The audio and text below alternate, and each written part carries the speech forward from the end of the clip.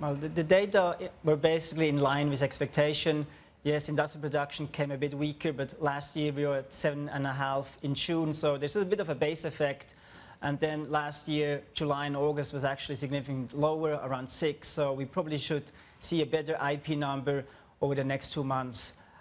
Retail sales surprising on the upside, so we still see that consumption actually in China remains healthy. We should not also forget that in the first quarter, GDP growth is mainly driven by consumption. Actually, net export exposure was already negative at this point, and we would be not surprised also for the second quarter that export has negatively contributed to the growth side. So growth is probably not the problem at this stage in our take. The PBOC is also injecting liquidity. They have more room to cut RRR. They can inject more liquidity. So we are less worried about growth. But of course, the trade tension has basically pulled down the equity market. We still see actually quite a lot of value in China, particularly the offshore market, less so on the onshore market. But the trade situation remains basically one of the big unknown.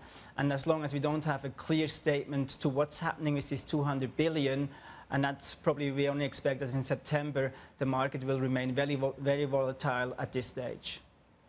Adrian, you said you still see value in China then. Where are you currently looking to invest? Well, we like the offshore market, so we overweight the offshore market at this point. We are less excited about the onshore market, even so some of the small cap names there are really trading at cheap value, probably at the lowest valuation for the last 6-7 years. But we like the tech sector on the offshore market. A lot of these tech names are basically geared to consumption, so they should benefit.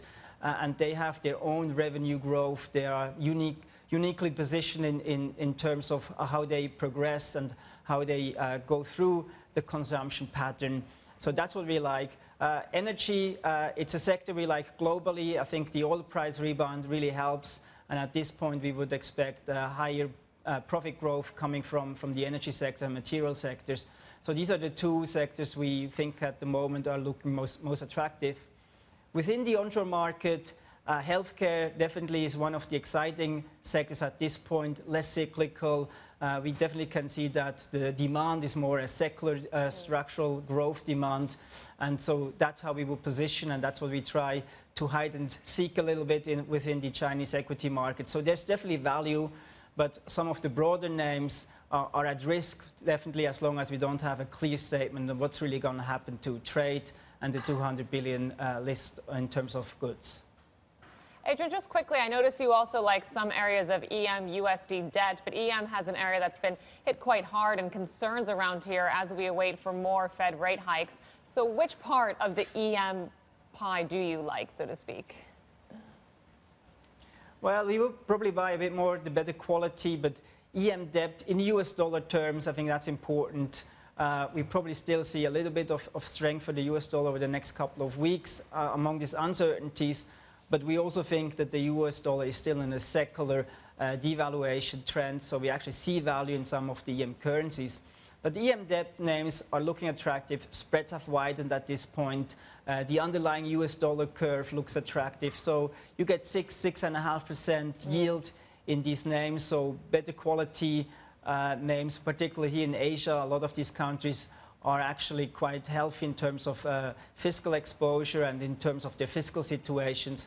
So that's how we will position at this stage, and we definitely see value in some of the EM debt names. And also in Asian names, I think they have value appeared at this point, given where yields are and given where spreads are. Hey everybody, it's Hadley Gamble from our new CNBC Middle East Bureau in Abu Dhabi. Thanks for stopping by. Now to watch more, you can try one of the videos that just popped up on your screen. And don't forget to subscribe.